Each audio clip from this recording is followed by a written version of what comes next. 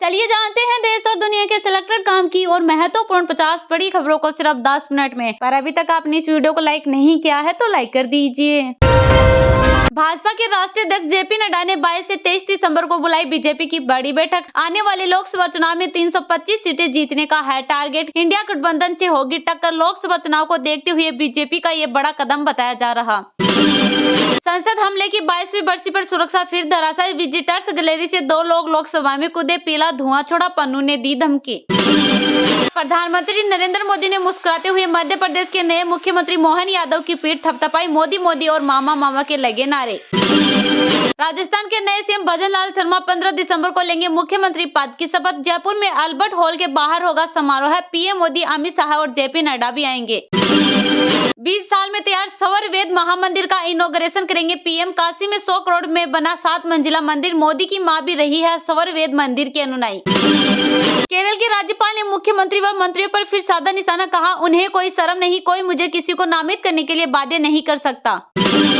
सांसदों ने दबोचा और फिर दोनों पर चले जमकर लात घूस। संसद सुरक्षा चूक को लेकर वायरल हो रहा वीडियो। कांग्रेस ने बीजेपी पर जमकर साधा निशाना। उत्तर प्रदेश के मथुरा में नववर्ष पर लाखों श्रद्धालुओं के आने की उम्मीद। वृंदावन में वाहन रहेंगे प्रतिबंध। दर्शन के लिए देश विदेश से करीब 10 लाख श्रद्धालु वृंदावन आएंगे। अधीर रंजन चौधरी ने कहा, धुएं के बारे में चिंता करने की कोई जरूरत नहीं। लोकसभा में सुरक्षा चौक पर चर्चा के लिए स्पीकर ने सांसदों की बुलाई बैठक। छत्तीसगढ़ में विष्णुदेव साय ने हिंदी में मुख्यमंत्री पद की शपथ की ग्रहण। अरुण साहू और विजय शर्मा ने डिप्टी सीएम पद की शपथ ली। 10 मिनट का हुआ समारोह। भीड़ में गिरे शिवराज, मामा मामा के लगे नारे। समारोह में पीएम मोदी समेत कई भाजपा नेता वीवीआईपी मेहमान रहे मौजूद। छत्तीसगढ़ में सीएम की शपथ से पहले हुआ था आईईडी ब्लास्ट। नारायणपुर में 1 जवान हुआ शहीद, 1 अन्य घायल। 3 दिन में अलग अलग धमाके में 6 जवान हुए जख्मी। दिल्ली की जल मंत्री आतिशी ने अलग अलग हिस्सों में सीवेज ओवरफ्लो पाए जाने पर जल बोर्ड के सीईओ को लिखा पत्र। सीवेज ओवरफ्लो को लेकर दिए कई निर्देश।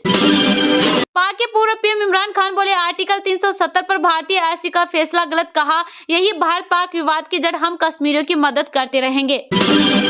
मध्य प्रदेश के सीएम मोहन यादव ने किए महाकाल के दर्शन। उज्जैन में पहली बार किसी मुख्यमंत्री के लिए नगाड़ा गेट तक रेड कारपेट बिछा। लोकतंत्र को खत्म करने के लिए बिल्डोजर लाई सरकार। ईसी और ईसी नियुक्ति बिल पर आम आदमी पार्टी के सांसद राघव चड्ढा ने उठाए सवाल। लोकसभा चुनाव 2024 को देखते हुए एक्टिव मोड में नजर आए सीएम नीतीश कुमार। पहले वाराणसी में रैली, फिर दिल्ली में मंथन। पीएम मोदी के खिलाफ कर रहे तैयारी। शुरुआती कारोबार में मामूली बढ़त के साथ बंद हुआ शेयर बाजार। सेंसेक्स 33 अंक चढ़कर 69,584 पर बंद। पावर और ऑटो शेयर्स में भी रही तेजी। ट्रेनें रद्द होने से हर दिन 1.25 लाख रिफंड कर रहा रेलवे। 7 दिन में 9 लाख लौटाए। जनरल यात्रियों के कारण स्लीपर कोच के यात्री हुए परेशान। सुखबीर बोले, सीएम की पत्नी कर रही केबल बिजनेस पर कब्जा। अकाली दल प्रधान ने साधा मुख्यमंत्री पर निशाना। कहा, सिर्फ 3 साल का बचा कार्यकाल। लोकसभा स्पीकर ओम बिरला ने बुलाई सर्वदलीय बैठक। संसद में सुरक्षा चूक को लेकर केंद्र और विपक्षी पार्टियों से करेंगे बातचीत। लोकसभा की संसद में हुई घटना पर कांग्रेस अध्यक्ष मल्लिकार्जुन खड़गे ने उठाया सवाल। कहा, अमित शाह जवाब दे। इस घटना के बाद दिल्ली पुलिस को भी जरूरी निर्देश दिए गए। इजरायल को कोस रहे सांसद को आया हार्ट अटैक। तुर्की संसद की घटना। यूएन में सीजफायर का प्रस्ताव हुआ पास। भारत ने किया समर्थन। संसद हमले के 22 साल उपराष्ट्रपति स्पीकर ने दी श्रद्धांजलि। पीएम मोदी, अमित शाह, मल्लिकार्जुन खड़गे और सोनिया गांधी मौजूद रहे। पीएम शहीदों के परिवारों से भी मिले। मध्य प्रदेश में मोहन यादव के सीएम बनने पर यूपी के सीएम योगी आदित्यनाथ ने दी बड़ी प्रतिक्रिया। समाजवादी पार्टी के वरिष्ठ नेता शिवपाल यादव ने भी दी प्रतिक्रिया। हिमाचल के सीएम सुकू दुबई के लिए हुए रवाना। टूरिज्म सेक्टर में इन्वेस्टमेंट लाने के लिए क्या टूर। आरएस बाली, सुनील बिट्टू और 4 आईएएस अफसर भी गए साथ। हरियाणा की सावित्री जिंदल देश के टॉप 5 अमीरों में 25 अरब डॉलर हुई संपत्ति। जिंदल ग्रुप की अध्यक्ष खुद मंत्री और बेटा कांग्रेस में एमपी रहा। केंद्र बोला, देश में अवैध प्रवासियों की गिनती संभव नहीं। सुप्रीम कोर्ट को बताया 17,861 विदेशियों को नागरिकता दी। 5 साल में 14,000 को भेजा वापस। तेलंगाना में कांग्रेस बोली, बीआरएस और बीजेपी नेता नवनिर्वाचित सरकार गिराने की रच रहे साजिश। डीजीपी से की शिकायत। रणबीर कपूर की एनिमल ने दुनिया भर में तोड़े रिकॉर्ड, पार किया 700 करोड़ का आंकड़ा। सोशल मीडिया मंच इंस्टाग्राम पर फिल्म की कमाई के नवीनतम आंकड़े साझा किए। भारत के मुख्य न्यायाधीश सीजे चंद्रचूड़ ने कहा, वह लोकसभा से निष्कासन के खिलाफ महुआ मोइत्रा की याचिका सूचीबद्ध करने पर करेंगे गौर। कांग्रेस अध्यक्ष मल्लिकार्जुन खड़गे करेंगे छत्तीसगढ़ नेता प्रतिपक्ष का फैसला। विधायक दल की बैठक में प्रस्ताव किया पारित। मीटिंग से पहले बृहस्पति का लेटर आया सामने। सिटीजनशिप एक्ट की धारा 6A की वैधता पर फैसला रखा। सुरक्षित केंद्र ने सुप्रीम कोर्ट से कहा, देश में अवैध प्रवासियों की गिनती संभव नहीं। सुरक्षा में चूक का मामला बेहद गंभीर। कांग्रेस अध्यक्ष मल्लिकार्जुन खड़गे ने कहा, गृह मंत्री अमित शाह दोनों सदनों में आकर इस पर दे जवाब। गुजरात में आम आदमी पार्टी को लगा बड़ा झटका। पार्टी के विधायक भूपत भायणी ने विधायक पद से दिया इस्तीफा। बीजेपी में हो सकते हैं शामिल। 2028 तक $160 बिलियन से ज्यादा होगा भारत का ई कॉमर्स बाजार। ग्रोथ में अमेरिका और चीन तक को छोड़ेगा पीछे। ब्रिटेन के पीएम ऋषि सुनक ने रवांडा योजना पर नेतृत्व परीक्षण जीता। बोले, इस देश में कौन आएगा ये सिर्फ ब्रिटिश लोग तय करेंगे। रैपिड रेल परियोजनाओं को 1 हफ्ते में करे भुगतान। केजरीवाल सरकार को सुप्रीम कोर्ट की कड़ी फटकार। लोकसभा में घुसे युवक को सांसदों ने मिलकर घेरा, फिर जमकर की पिटाई। सामने आया वीडियो। मोहम्मद शमी को मिलेगा अर्जुन अवार्ड। बीसीसीआई ने सरकार से विशेष आग्रह पर जुड़वाया नाम। हिमाचल में गोबर खरीद के लिए बनेंगे क्लस्टर। एक ब्लॉक में 250 किसान होंगे रजिस्टर। गाजा में जमीनी युद्ध शुरू करने के बाद से इजरायली सेना पर सबसे बड़ा हमला, 10 जवानों की मौत। लोकसभा स्पीकर ने पूर्व सांसदों और सांसदों के निजी सहायकों की एंट्री पास रद्द करने के दिए आदेश। लोकसभा 14 दिसंबर 2023 को सुबह 11 बजे तक के लिए की गई स्थगित। हिमाचल में ठंड का कहर, माइनस तापमान में जमी सिसु झील। दर्ज हुआ सबसे कम तापमान। हरियाणा कांग्रेस के पूर्व अध्यक्ष डॉक्टर राम प्रकाश का 84 वर्ष की आयु में निधन। राजस्थान चुनाव हार के बाद पूर्व मुख्यमंत्री गहलोत को एक और झटका। केंद्रीय मंत्री शेखावत मामले में आपराधिक मानहानि मामले में जारी समन खारिज। छिंतर कानूनों को निरस्त करने वाला बिल मंजूर। कानून मंत्री ने दिया चर्चा का जवाब। अनुच्छेद 370 पर सुप्रीम कोर्ट के फैसले से बिलबिलाए इस्लामिक सहयोग संगठन। भारत ने दिया करारा जवाब। आतंकवाद का केंद्र बन रहा कनाडा। इस्लामी और सिख कट्टरपंथ से खेलना पड़ सकता है भारी। जारी किए दिशा निर्देश। महुआ मोइत्रा का संसद से निष्कासन मामला सुप्रीम कोर्ट में पहुंचा। जस्टिस कौल ने एडवोकेट सिंघवी से कहा, केस को लिस्ट करने पर फैसला लेंगे सीजीआई। भारत में रुपए 8,000 करोड़ का निवेश करेगी फॉक्सकॉन ग्रुप ने निवेश की दी मंजूरी। एप्पल के प्रोडक्ट मैन्युफैक्चर करती है कंपनी।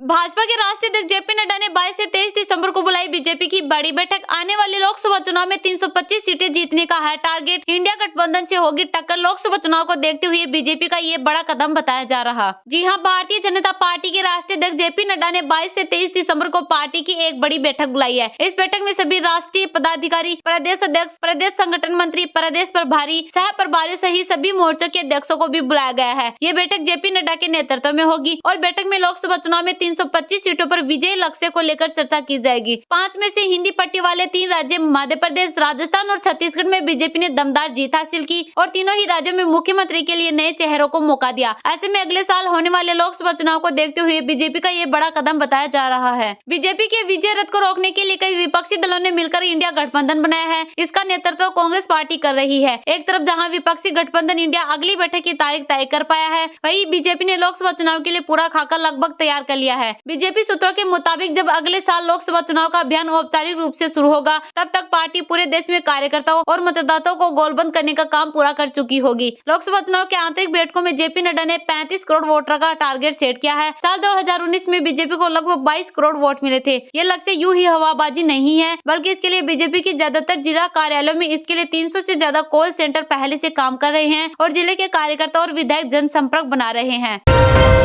छत्तीसगढ़ में विष्णुदेव साय ने हिंदी में मुख्यमंत्री पद की शपथ की ग्रहण। अरुण साहू और विजय शर्मा ने डिप्टी सीएम पद की शपथ ली। 10 मिनट का हुआ समारोह। भीड़ में गिरे शिवराज, मामा मामा के लगे नारे। समारोह में पीएम मोदी समेत कई भाजपा नेता वीवीआईपी मेहमान रहे मौजूद। छत्तीसगढ़ में विष्णुदेव साय ने सीएम पद की शपथ ग्रहण कर ली है। रायपुर के साइंस कॉलेज मैदान में आयोजित शपथ ग्रहण समारोह में प्रधानमंत्री नरेंद्र मोदी, गृह मंत्री अमित शाह, बीजेपी के राष्ट्रीय अध्यक्ष जेपी नड्डा, केंद्रीय रक्षा मंत्री राजनाथ सिंह समेत कई वीवीआईपी मेहमान मौजूद रहे। विष्णुदेव साय के अलावा इस बार 2 उप मुख्यमंत्रियों अरुण साहू और विजय शर्मा ने भी शपथ ग्रहण की। शपथ ग्रहण से पहले विष्णुदेव ने अपनी मां का आशीर्वाद लिया। उन्होंने बेटे को गले लगाकर आशीर्वाद दिया। समारोह में छत्तीसगढ़ के पूर्व मुख्यमंत्री भूपेश बघेल भी मंच पर मौजूद रहे। यह पहला मौका है जब राज्य में मुख्यमंत्री को सहयोग करने के लिए 2 उप मुख्यमंत्री बनाए गए हैं। राज्यपाल विश्व भूषण हरिचंदन ने साइंस कॉलेज मैदान में एक शपथ ग्रहण समारोह के दौरान साय और दोनों उप मुख्यमंत्रियों को पद एवं गोपनीयता की शपथ दिलाई। इस दौरान सुरक्षा के कड़े इंतजाम किए गए थे। कार्यक्रम में प्रधानमंत्री नरेंद्र मोदी, भाजपा अध्यक्ष जेपी नड्डा, केंद्रीय केंद्रीय गृह मंत्री अमित शाह, केंद्रीय मंत्री नितिन गडकरी, उत्तर प्रदेश के मुख्यमंत्री योगी आदित्यनाथ और अन्य राज्यों के मुख्यमंत्री भी शामिल हुए।